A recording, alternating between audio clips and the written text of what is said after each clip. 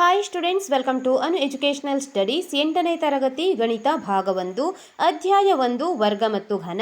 ಹಿಂದಿನ ವಿಡಿಯೋದಲ್ಲಿ ನಾವು ವರ್ಗ ಮತ್ತು ಘನ ಪಾಠದ 1ರಿಂದ 3ನೇ ಪೇಜ್ನಲ್ಲಿರುವ ಎಲ್ಲ ಪ್ರಶ್ನೆಗಳಿಗೆ ಉತ್ತರಿಸಿದ್ದೇವೆ. ಈ ವಿಡಿಯೋದಲ್ಲಿ 4 ಮತ್ತು 5ನೇ ಪೇಜ್ಗಳಲ್ಲಿರುವಂತಹ ಎಲ್ಲ ಪ್ರಶ್ನೆಗಳಿಗೆ ಉತ್ತರಿಸೋಣ.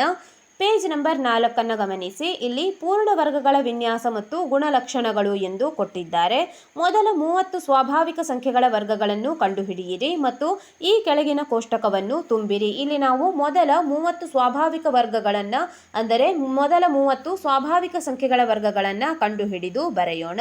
ಇಲ್ಲಿ 1ರ ಸ್ಕ್ವೇರ್ ಈಕ್ವಲ್ಸ್ ಟು 1 ಅಂದರೆ 1 1 1, 2ರ ಸ್ಕ್ವೇರ್ ಈಕ್ವಲ್ಸ್ ಟು 4 ಅಂದರೆ 2 2 4, 3ರ ಸ್ಕ್ವೇರ್ 3 3 9, 4ರ ಸ್ಕ್ವೇರ್ 4 4 16, 5ರ ಸ್ಕ್ವೇರ್ 5 5 25 ಮತ್ತು 11ರ ಸ್ಕ್ವೇರ್ ಅಂದರೆ 11 11 121, 21ರ ಸ್ಕ್ವೇರ್ ಎಂದರೆ 21 × 21 441. ಇಷ್ಟು ಉತ್ತರಗಳನ್ನು ಕೊಟ್ಟಿದ್ದಾರೆ. ಮುಂದಿನ ಎಲ್ಲ ಉತ್ತರಗಳನ್ನು ನಾವು ಕಂಡುಹಿಡಿದು ಬರೆಯೋಣ.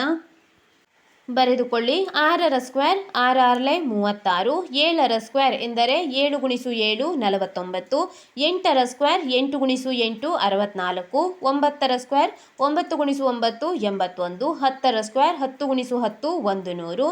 11ರ ಸ್ಕ್ವೇರನ್ನು ಅವರೇ ಕೊಟ್ಟಿದ್ದಾರೆ. 12ರ ಸ್ಕ್ವೇರನ್ನು ಬರೆಯಿರಿ. 12 × 12 144 ಬರುತ್ತದೆ.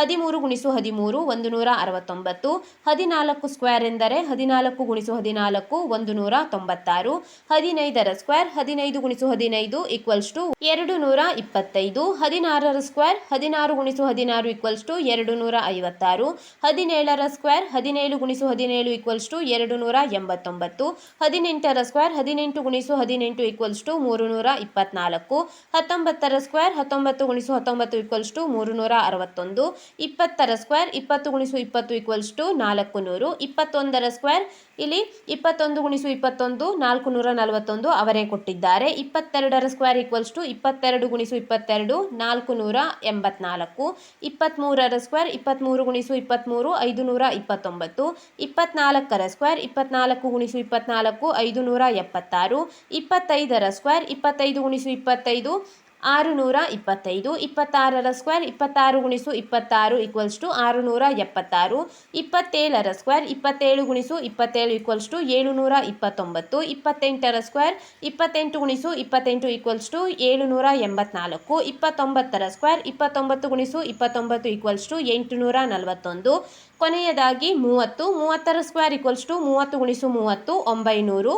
ಇಲ್ಲಿ ನಾವು 30 ವರ್ಗಗಳ ಅಂದರೆ 30 ಸಂಖ್ಯೆಗಳ ಪೂರ್ಣ ವರ್ಗಗಳನ್ನು ಬರೆದಿದ್ದೇವೆ. ಇಲ್ಲಿ ನೀವು ಒಂದು ಊಹಿಸಿ 1 ಮತ್ತು 9 1ರ ಸ್ಕ್ವೇರ್ ಮತ್ತು 9ರ ಸ್ಕ್ವೇರನ್ನು ಗಮನಿಸಿ. ಇಲ್ಲಿ ನಾವು ಬಿಡಿ ಸ್ಥಾನದಲ್ಲಿ 1 ಮತ್ತು 1ಅನ್ನು ಪಡೆಯುತ್ತಿದ್ದೇವೆ. ಅಂದರೆ 1 ಮತ್ತು 9ರ ವರ್ಗಗಳ ಬಿಡಿ ಸ್ಥಾನದಲ್ಲಿ ನಾವು 1ಅನ್ನು ಪಡೆಯುತ್ತಿದ್ದೇವೆ. ಅಂದರೆ 1 ಮತ್ತು 81 1 ಮತ್ತು 1 ಬಂದಿದೆ. ನಂತರ ನೋಡಿ 2ರ ಸ್ಕ್ವೇರ್ ಮತ್ತು 8ರ ಸ್ಕ್ವೇರ್ 2 ಮತ್ತು 8ರ ವರ್ಗದ ಬಿಡಿ ಸ್ಥಾನವನ್ನು ಗಮನಿಸಿ. 2 ಮತ್ತು 8ರಲ್ಲಿ 4 64 ಅಂದರೆ ಬಿಡಿ ಸ್ಥಾನದಲ್ಲಿ 4ಅನ್ನು ಪಡೆಯುತ್ತಿದ್ದೇವೆ. 3 ಮತ್ತು 7ಅನ್ನು ಗಮನಿಸಿ. 3 ಮತ್ತು 7ರ ವರ್ಗದ ಬಿಡಿ ಸ್ಥಾನದಲ್ಲಿ 9 ಮತ್ತು ಇಲ್ಲಿ 49 ಬಂದಿದೆ. ಅಂದರೆ ಬಿಡಿ ಸ್ಥಾನ 9 9 ಬರುತ್ತದೆ. 4 ಮತ್ತು 6ರ ವರ್ಗದ ಬಿಡಿ ಸ್ಥಾನವನ್ನು ಗಮನಿಸಿ. 4ರಲ್ಲಿ 16 ಮತ್ತು ಇಲ್ಲಿ 6ನ್ನು ಗಮನಿಸಿ 6 ಬಂದಿದೆ. ಇಲ್ಲೂ ಕೂಡ ಬಿಡಿ ಸ್ಥಾನದಲ್ಲಿ 16 36 ಬಿಡಿ ಸ್ಥಾನದಲ್ಲಿ 6 ಮತ್ತು 6ಅನ್ನು ಪಡೆಯುತ್ತಿದ್ದೇವೆ. ಮತ್ತು 10 20 30 ಈ ರೀತಿಯ ಸಂಖ್ಯೆಗಳನ್ನು ನಾವು ತೆಗೆದುಕೊಂಡಾಗ ಬಿಡಿ ಸ್ಥಾನದಲ್ಲಿ 0ಯನ್ನು ಪಡೆಯುತ್ತಿದ್ದೇವೆ. ಮತ್ತು 5ರ ವರ್ಗಗಳನ್ನು ನೋಡುತ್ತಾ ಹೋದಂತೆ ಬಿಡಿ ಸ್ಥಾನದಲ್ಲಿ ನೀವು 5ಅನ್ನೇ ನೋಡುತ್ತಿದ್ದೀರಿ. ಇಲ್ಲಿ ನಾವು ಗಮನಿಸಿದ ಅಂಶಗಳನ್ನು ಕೂಡ ಬರೆಯಬೇಕಾಗುತ್ತದೆ. ಮುಂದಿನ ಪ್ರಶ್ನೆ ನೋಡಿ. ಇಲ್ಲಿ ಅದನ್ನೇ ಕೇಳಿದ್ದಾರೆ. ಯಾವ ವಿನ್ಯಾಸವನ್ನು ನೀವು ಗಮನಿಸಿರುವಿರಿ? ನೀವು ಗಮನಿಸಿದ ಅಂಶಗಳನ್ನು ಹಂಚಿಕೊಳ್ಳಿ ಮತ್ತು ತೀರ್ಮಾನ ತಿಳಿಸಿ ಎಂದು ಹೇಳಿದ್ದಾರೆ. ಇಲ್ಲಿ ಮೇಲಿನ ಕೋಷ್ಟಕದ ವರ್ಗಗಳ ಬಗ್ಗೆ ಅಧ್ಯಯನ ಮಾಡಿ ಅವುಗಳ ವರ್ಗಗಳ ಬಿಡಿ ಸ್ಥಾನದಲ್ಲಿ ಕಂಡುಬರುವ ಅಂಕಿಗಳು ಯಾವುವು? ಇವುಗಳ ಕೊನೆ ಅಂದರೆ ಬಿಡಿ ಸ್ಥಾನದಲ್ಲಿ ಇರುವ ಅಂಕಿಗಳು 0 1 4 5 6 ಅಥವಾ 9 ಆಗಿವೆ. ಅಲ್ಲದೆ 2 3 7 ಅಥವಾ 8 ಕೊನೆಯಲ್ಲಿ ಇರುವುದಿಲ್ಲ ಎಂದು ಕೊಟ್ಟಿದ್ದಾರೆ. ಈಗ ನಾವು ಯಾವ ವಿನ್ಯಾಸವನ್ನು ಗಮನಿಸಿದ್ದೇವೆ ಎಂದು ಬರೆದು ತೋರಿಸಬೇಕು. ಪ್ರಶ್ನೆ: ಯಾವ ವಿನ್ಯಾಸವನ್ನು ನೀವು ಗಮನಿಸಿದಿರಿ? ನೀವು ಗಮನಿಸಿದ ಅಂಶವನ್ನು ಹಂಚಿಕೊಳ್ಳಿ ಎಂದು ಕೊಟ್ಟಿದ್ದಾರೆ. ಇಲ್ಲಿ ನೋಡಿ, ನಾವು ಮೊದಲೇ ಹೇಳಿದಂತೆ 1 ಮತ್ತು 9 ಸಂಖ್ಯೆಯ ವರ್ಗದ ಬಿಡಿಸ್ಥಾನದಲ್ಲಿ 1 ಪಡೆಯುತ್ತಿದ್ದೇವೆ. 2 ಮತ್ತು 8 ವರ್ಗದ ಬಿಡಿಸ್ಥಾನದಲ್ಲಿ 4 ಪಡೆಯುತ್ತಿದ್ದೇವೆ.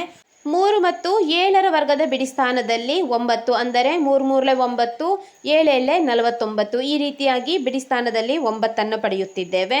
4 ಮತ್ತು 6 ವರ್ಗದ ಬಿಡಿಸ್ಥಾನದಲ್ಲಿ 4 4 16, 6 6 36. ಬಿಡಿಸ್ಥಾನದಲ್ಲಿ 6 ಮತ್ತು 6, ಅಂದರೆ ಬಿಡಿಸ್ಥಾನದಲ್ಲಿ 6 ಪಡೆಯುತ್ತಿದ್ದೇವೆ. 0 ಇದ್ದಾಗ ಬಿಡಿಸ್ಥಾನದಲ್ಲಿ 0 ಪಡೆಯುತ್ತಿದ್ದೇವೆ ಮತ್ತು 5 ಇದ್ದಾಗ ಬಿಡಿಸ್ಥಾನದಲ್ಲಿ 5 ಪಡೆಯುತ್ತಿದ್ದೇವೆ. ಇವು ನಾವು ಗಮನಿಸಿದ ಅಂಶಗಳಾಗಿವೆ.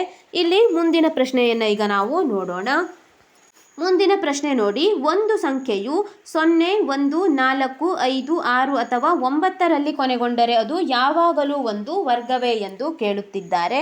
ಇಲ್ಲಿ 16 ಮತ್ತು 36 ಸಂಖ್ಯೆಗಳ ಬಿಡಿಸ್ಥಾನದಲ್ಲಿ 6 ಇರುವ 2 ಸಂಖ್ಯೆಗಳು ವರ್ಗಗಳಾಗಿವೆ. ಇಲ್ಲಿ ನೋಡಿ, 16 ಮತ್ತು 36 ಇರುವ ಸಂಖ್ಯೆಗಳ ಬಿಡಿಸ್ಥಾನದಲ್ಲಿ 6 6 ಇವೆ, ಇದು ವರ್ಗಗಳಾಗಿವೆ. ಆದಾಗ್ಯೂ ಬಿಡಿ ಅಂಕಿಯು 6 ಆಗಿರುವ 26 ಸಂಖ್ಯೆ ಒಂದು ವರ್ಗವಲ್ಲ. ಇಲ್ಲಿ ಪ್ರಶ್ನೆಯಲ್ಲಿ ಹೇಳಿದ್ದನ್ನು ಗಮನಿಸಿ. 0 1 4 5 6 9 ಈ ಸಂಖ್ಯೆಗಳು ವರ್ಗದ ಬಿಡಿಸ್ಥಾನದಲ್ಲಿದ್ದರೆ ಅವುಗಳು ಯಾವಾಗಲೂ ವರ್ಗಗಳೇ ಆಗಿರುತ್ತವೆ ಎಂದು ಕೇಳಿದ್ದಾರೆ. 16 ಮತ್ತು 36 ಇವು ವರ್ಗ ಸಂಖ್ಯೆಗಳು, ಕೊನೆಯಲ್ಲಿ 6 ಹೊಂದಿವೆ. ಆದರೆ 26 ಕೂಡ 6 ಕೊನೆಯದಾಗಿ ಹೊಂದಿರುವ ಸಂಖ್ಯೆಯೇ ಆಗಿದೆ. ಆದರೆ 26 ಇದು ವರ್ಗವಲ್ಲ. ಆದ್ದರಿಂದ ಬಿಡಿಸ್ಥಾನದಲ್ಲಿರುವ ಅಂಕಿಗಳನ್ನು ನೋಡುವ ಮೂಲಕ ನಾವು ಒಂದು ಸಂಖ್ಯೆಯು ವರ್ಗವೇ ಎಂದು ನಿರ್ಧರಿಸಲು ಸಾಧ್ಯವಿಲ್ಲ. ಆದರೆ ಬಿಡಿಸ್ಥಾನದಲ್ಲಿರುವ ಅಂಕಿಯಿಂದ ಒಂದು ಸಂಖ್ಯೆಯು ಯಾವಾಗ ವರ್ಗವಲ್ಲ ಎಂಬುದನ್ನು ತಿಳಿಸುತ್ತದೆ. ಒಂದು ಸಂಖ್ಯೆಯು 2 3 7 ಅಥವಾ 8ರೊಂದಿಗೆ ಕೊನೆಗೊಂಡರೆ ಅದು ವರ್ಗವಲ್ಲ ಎಂದು ನಾವು ಖಚಿತವಾಗಿ ಹೇಳಬಹುದು. ಇಲ್ಲಿ ಹೇಳುತ್ತಿರುವ ಅಂಶವನ್ನು ಗಮನಿಸಿ. ನಾವು ಒಂದು ಸಂಖ್ಯೆಯ ಕೊನೆಯಲ್ಲಿರುವ ಸಂಖ್ಯೆಯನ್ನು ಗಮನಿಸಿ ಆ ಸಂಖ್ಯೆ ವರ್ಗ ಎಂದು ಕಂಡುಹಿಡಿಯಲು ಸಾಧ್ಯವಿಲ್ಲ. ಆದರೆ 2 3 7 ಮತ್ತು 8ರಿಂದ ಕೊನೆಗೊಂಡ ಸಂಖ್ಯೆಗಳು ಮಾತ್ರ ಖಚಿತವಾಗಿ ವರ್ಗವಾಗಿರುವುದಿಲ್ಲ ಎಂದು ನಾವು ಹೇಳಬಹುದು ಎಂದು ಹೇಳಿದ್ದಾರೆ. ಈಗ ನಾವು ಮೇಲಿರುವ ಪ್ರಶ್ನೆಗೆ ಉತ್ತರಿಸಬೇಕು. ಒಂದು ಸಂಖ್ಯೆಯು 0 1 4 5 6 ಅಥವಾ 9ರಲ್ಲಿ ಕೊನೆಗೊಂಡರೆ ಅದು ಯಾವಾಗಲೂ ಒಂದು ವರ್ಗವೇ ಎಂದು ಕೇಳಿದ್ದಾರೆ. ಇದಕ್ಕೆ ಉತ್ತರಿಸೋಣ. ಇಲ್ಲ ಎಂದು ಬರೆದುಕೊಳ್ಳಿ. ಇಲ್ಲ, ಏಕೆಂದರೆ 24 ಇಲ್ಲಿ 4 ಕೂಡ ಒಂದು ಸಂಖ್ಯೆ 0 1 4 5 0 ಮತ್ತು 9ರಲ್ಲಿ ಕೊನೆಗೊಂಡರೆ ಅದು ವರ್ಗವೇ ಎಂದು ಕೇಳುತ್ತಿದ್ದಾರೆ. ಇಲ್ಲಿ 4 24 ಇದು 4 ಕೊನೆಯದಾಗಿ ಬಿಡಿಸ್ಥಾನದಲ್ಲಿ ಹೊಂದಿದೆ, ಇದು ಕೂಡ ಒಂದು ವರ್ಗವಲ್ಲ. ನಂತರ ಒಂದು 29 ಸಂಖ್ಯೆಯನ್ನು ನಾವು ತೆಗೆದುಕೊಂಡಿದ್ದೇವೆ, ಇದು 9 ಹೊಂದಿದೆ ಕೊನೆಯದಾಗಿ, ಇದು ಕೂಡ ಒಂದು ವರ್ಗವಲ್ಲ. ನಂತರ 95 ಇಲ್ಲಿ 5 ಬಿಡಿಸ್ಥಾನದಲ್ಲಿದೆ, ಈ ಸಂಖ್ಯೆಯು ಕೂಡ ವರ್ಗ ಸಂಖ್ಯೆಯಲ್ಲ. ಇಲ್ಲಿ ಉದಾಹರಣೆಯಿಂದ ನಾವು ಇಲ್ಲಿ ಒಂದು ಸಂಖ್ಯೆ 0 1 4 5 0 ಅಥವಾ 9ರಲ್ಲಿ ಕೊನೆಗೊಂಡರೆ ಅದು ಯಾವಾಗಲೂ ಒಂದು ವರ್ಗವಾಗಿರುವುದಿಲ್ಲ ಎಂದು ತೋರಿಸಿದ್ದೇವೆ. ಪೇಜ್ ನಂಬರ್ 5 ನೋಡಿ. ಅವುಗಳ ಬಿಡಿಸ್ಥಾನದ ಅಂಕಿಯನ್ನು ನೋಡಿ ಅವು ವರ್ಗಗಳಲ್ಲ ಎಂದು ನೀವು ನಿರ್ಧರಿಸಬಹುದಾದ 5 ಸಂಖ್ಯೆಗಳನ್ನು ಬರೆಯಿರಿ. ಇಲ್ಲಿ ಕೊಟ್ಟಿದ್ದಾರೆ.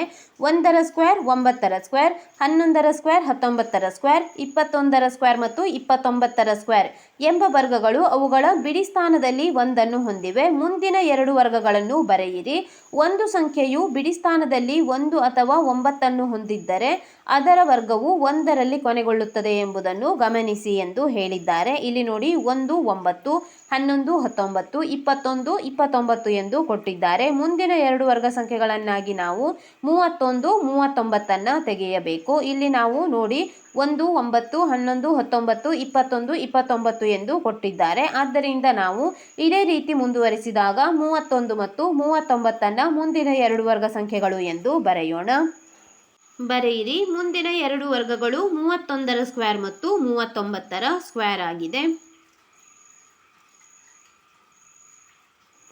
ಎರಡನೇ ಪ್ರಶ್ನೆ, ಸಂಖ್ಯೆ 6ರಲ್ಲಿ ಕೊನೆಗೊಳ್ಳುವ ವರ್ಗ ಸಂಖ್ಯೆಗಳನ್ನು ಪರಿಗಣಿಸೋಣ. 16 = 4ರ ಸ್ಕ್ವೇರ್, 36 = 6ರ ಸ್ಕ್ವೇರ್, 196 = 16ರ ಸ್ಕ್ವೇರ್, 256 = 16ರ ಸ್ಕ್ವೇರ್, 576 = 24ರ ಸ್ಕ್ವೇರ್ ಮತ್ತು 676 = 26ರ ಸ್ಕ್ವೇರ್ ಆಗಿದೆ. ಈ ಕೆಳಗಿನ ಯಾವ ಸಂಖ್ಯೆಗಳ ವರ್ಗದ ಬಿಡಿಸ್ಥಾನದಲ್ಲಿ ಅಂಕಿ 6 ಹೊಂದಿದೆ ಎಂದು ಕೇಳುತ್ತಿದ್ದಾರೆ. ಇಲ್ಲಿ 6 ಸಂಖ್ಯೆಗಳನ್ನು ಕೊಟ್ಟಿದ್ದಾರೆ. 38ರ ಸ್ಕ್ವೇರ್, ಸ್ಕ್ವೇರ್, 34ರ ಸ್ಕ್ವೇರ್, 46ರ ಸ್ಕ್ವೇರ್, 56ರ ಸ್ಕ್ವೇರ್, 74ರ ಸ್ಕ್ವೇರ್ ಮತ್ತು 82ರ ಸ್ಕ್ವೇರ್ ಆಗಿದೆ. ಈಗ ನಾವು ಈ ಕೆಳಗಿನ ಸಂಖ್ಯೆಗಳಲ್ಲಿ ಯಾವ ವರ್ಗದ ಬಿಡಿಸ್ಥಾನದಲ್ಲಿ ಅಂಕಿ 6 ಹೊಂದಿದೆ ಎಂದು ನೋಡೋಣ. ಇಲ್ಲಿ ನೋಡಿ, ನಾವು ಉತ್ತರವನ್ನು ಬರೆಯುವಾಗ ಒಂದು ಅಂಶವನ್ನು ಗಮನಿಸಬೇಕು. 4 ಮತ್ತು 6 ಹೊಂದಿರುವ ಅಂಕಿಯ ವರ್ಗವು ಬಿಡಿ ಸ್ಥಾನದಲ್ಲಿ 6 ಹೊಂದಿರುತ್ತದೆ. ಇಲ್ಲಿ 4 ಮತ್ತು 6 ಬಿಡಿ ಸ್ಥಾನದಲ್ಲಿ ಹೊಂದಿರುವಂತಹ ಸಂಖ್ಯೆಗಳು 6 ಹೊಂದಿರುತ್ತವೆ. ಈಗ ನೋಡೋಣ. ಮೊದಲನೇ ಸಂಖ್ಯೆ 38ರ ಸ್ಕ್ವೇರ್ ಅನ್ನು ಕೊಟ್ಟಿದ್ದಾರೆ. ಇಲ್ಲಿ ಕೊನೆಯ ಸಂಖ್ಯೆ 8 ಬಂದಿದೆ. 8 64 ಬರುತ್ತದೆ. ಕೊನೆಯದಾಗಿ 4 ಬರುವುದರಿಂದ ಇದು 6 ಹೊಂದಿಲ್ಲ, ತಪ್ಪು ಎಂದು ಬರೆದುಕೊಳ್ಳಿ. 34ರ ಸ್ಕ್ವೇರ್ ಕೊನೆಯ ಸಂಖ್ಯೆ 4 ನೋಡಿ, 4 4 16 ಬರುತ್ತದೆ. ಕೊನೆಯ ಅಂಕಿ 6, ಆದ್ದರಿಂದ ಇದು ಬಿಡಿ ಸ್ಥಾನದಲ್ಲಿ 6 ಹೊಂದಿದೆ, ಸರಿ ಎಂದು ಬರೆಯಿರಿ. 46ರ ಸ್ಕ್ವೇರ್ ಕೊನೆಯ ಸಂಖ್ಯೆ 6, 6 6 36 ಬರುತ್ತದೆ. ಇಲ್ಲಿ ಕೊನೆಯ ಅಂಕಿ 6 ಬಂದಿದೆ, ಇದು ಕೂಡ 6 ಹೊಂದಿದೆ, ಸರಿ. 56ರ ಸ್ಕ್ವೇರ್ 6 6 36, ಕೊನೆಯ ಸಂಖ್ಯೆ 6 ಇದೆ, ಆದ್ದರಿಂದ 6 6 36 ಎಂದು ತೆಗೆದುಕೊಂಡಿದ್ದೇವೆ. ಇದು ಕೊನೆಯ ಸಂಖ್ಯೆ ಬಿಡಿ ಸ್ಥಾನದಲ್ಲಿ 6 ಹೊಂದಿದೆ. ನಂತರ 74ರ ಸ್ಕ್ವೇರ್, ಈಗ 4 ನಾವು ಗುಣಿಸಬೇಕು. 4 4 16, ಇದು ಕೂಡ ಬಿಡಿ ಸ್ಥಾನದಲ್ಲಿ 6 ಹೊಂದಿದೆ, ಸರಿ. 82ರ ಸ್ಕ್ವೇರ್ ಕೊಟ್ಟಿದ್ದಾರೆ. 2 2 4 ಬರುತ್ತದೆ, ಆದ್ದರಿಂದ ಇಲ್ಲಿ 2 2 4 ಬರುವುದರಿಂದ ಬಿಡಿ ಸ್ಥಾನದಲ್ಲಿ ಇದು 6 ಹೊಂದಿಲ್ಲ, ಆದ್ದರಿಂದ ನಾವು ತಪ್ಪು ಎಂದು ತೋರಿಸಿದ್ದೇವೆ.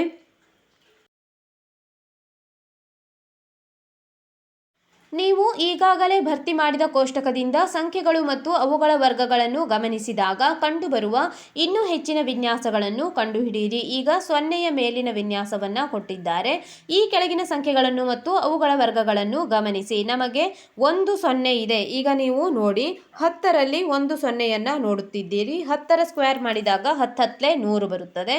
20ರ ಸ್ಕ್ವೇರ್, 20ರಲ್ಲೂ ಕೂಡ 1 0 ಇದೆ. 20 × 20 ಮಾಡಿದಾಗ 400 ಬರುತ್ತದೆ. 40ರಲ್ಲೂ ಕೂಡ 1 0 ಇದೆ. 40 × 40 ಮಾಡಿದಾಗ ಇಲ್ಲಿ 800, ಇಲ್ಲಿ 2 0 ಬರುತ್ತಿದೆ. ಈಗ ನೋಡಿ, 1 0ಯನ್ನು ನಾವು ಸ್ಕ್ವೇರ್ ಮಾಡಿದಾಗ ಆ 1 0 2 ಸೊನ್ನೆಗಳಾಗಿ ಬದಲಾಗುತ್ತಿವೆ. ಇಲ್ಲಿ ಇದನ್ನೇ ಈಗ ನಾವು ಬರೆದು ತೋರಿಸೋಣ. ಬರೆಯಿರಿ. 1 0, 10ರ ಸ್ಕ್ವೇರ್ = 100, 20ರ ಸ್ಕ್ವೇರ್ = 400, 30ರ ಸ್ಕ್ವೇರ್ = 900. ವರ್ಗ 2 0ಯನ್ನು ಹೊಂದಿದೆ. ಅಂದರೆ 1 0 ಹೊಂದಿರುವಂತಹ ಸಂಖ್ಯೆ ವರ್ಗ ಸ್ಥಾನದಲ್ಲಿ ಅಥವಾ ವರ್ಗ ಸಂಖ್ಯೆಯಾದಾಗ 2 ಸೊನ್ನೆಗಳನ್ನು ಹೊಂದುತ್ತದೆ. ನಂತರ 2 0 ಹೊಂದಿದ ಸಂಖ್ಯೆಗಳನ್ನು ಕೊಟ್ಟಿದ್ದಾರೆ. ಅಂದರೆ 100ರ ಸ್ಕ್ವೇರ್, 100ನ್ನು ಸ್ಕ್ವೇರ್ ಮಾಡಿದಾಗ 100 × 100 10,000, 200ರ ಸ್ಕ್ವೇರ್ 40,000, 300ರ ಸ್ಕ್ವೇರ್ 90,000 ಬರುತ್ತಿದೆ. ಇಲ್ಲಿ ನೀವು ನೋಡಬಹುದು, 2 0 ಹೊಂದಿದ ಸಂಖ್ಯೆಗಳು ವರ್ಗ ಸಂಖ್ಯೆಗಳಾಗಿ ಮಾಡಿದಾಗ ಅಥವಾ ಅದನ್ನು ಅದೇ ಸಂಖ್ಯೆಯಿಂದ ಗುಣಿಸಿದಾಗ ನಾವು ಅಲ್ಲಿ ವರ್ಗ ಸಂಖ್ಯೆಯಲ್ಲಿ 4 0ಯನ್ನು ಕಂಡುಕೊಳ್ಳುತ್ತೇವೆ. ಇದನ್ನೇ ಅಲ್ಲಿ ತೋರಿಸಿದ್ದಾರೆ. ಮುಂದಿನ ಪ್ರಶ್ನೆ ನೋಡಿ. ಒಂದು ಸಂಖ್ಯೆಯ ಕೊನೆಯಲ್ಲಿ 3 ಸೊನ್ನೆಗಳಿದ್ದರೆ ಅದರ ವರ್ಗದ ಕೊನೆಯಲ್ಲಿ ಎಷ್ಟು ಸೊನ್ನೆಗಳನ್ನು ಹೊಂದಿರುತ್ತದೆ ಎಂದು ಕೇಳಲಾಗಿದೆ. ನೀವು ಮೇಲೆ ಗಮನಿಸಿ, ಒಂದು ಸಂಖ್ಯೆಯ ವರ್ಗ 2 0ಯನ್ನು ಹೊಂದಿದೆ, 2 ಸಂಖ್ಯೆಯ ವರ್ಗ 4 0ಯನ್ನು ಹೊಂದಿದೆ. ಅದೇ ರೀತಿ 3 ಸೊನ್ನೆಯ ವರ್ಗ 6 0ಯನ್ನು ಹೊಂದಿರುತ್ತದೆ. ಬರೆಯಿರಿ. ಬರೆದಿದ್ದೇವೆ. ಒಂದು ಸಂಖ್ಯೆಯ ಕೊನೆಯಲ್ಲಿ 3 ಸೊನ್ನೆಗಳಿದ್ದರೆ ವರ್ಗದ ಕೊನೆಯಲ್ಲಿ 6 ಸೊನ್ನೆಗಳನ್ನು ಹೊಂದಿರುತ್ತದೆ.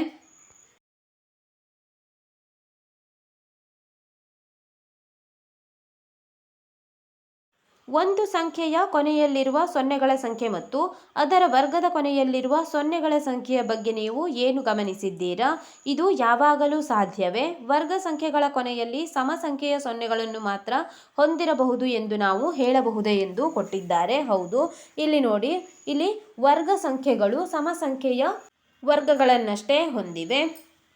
ಬರೆದುಕೊಳ್ಳಿ. ಹೌದು, ಸಮ ಸಂಖ್ಯೆಯ ಸೊನ್ನೆಯನ್ನು ಹೊಂದಿರುತ್ತವೆ. ಇಲ್ಲಿ ಸಮ ಸಂಖ್ಯೆಯ ಸೊನ್ನೆಯನ್ನೇ ಹೊಂದಿರುತ್ತವೆ. ಅಂದರೆ ಇಲ್ಲಿ 1 0ಯನ್ನು ಹೊಂದಿರುವ ವರ್ಗ 2 0, 2 0 ಎಂದರೆ 2 ಸಮ ಸಂಖ್ಯೆ. ನಂತರ 2 0 ಹೊಂದಿರುವ ವರ್ಗ 4 0ಯನ್ನು ಹೊಂದಿರುತ್ತದೆ, 4 ಕೂಡ ಸಮ ಸಂಖ್ಯೆ. ಅದೇ ರೀತಿ 3 0ಯನ್ನು ಹೊಂದಿರುವ ವರ್ಗ 6 0ಯನ್ನು ಹೊಂದಿರುತ್ತದೆ, 6 ಕೂಡ ಒಂದು ಸಮ ಸಂಖ್ಯೆ. ಆದ್ದರಿಂದ ಹೌದು, ಸಮ ಸಂಖ್ಯೆಯ ಸೊನ್ನೆಗಳನ್ನು ಹೊಂದಿರುತ್ತದೆ ಎಂದು ನಾವು ಬರೆಯಬೇಕು.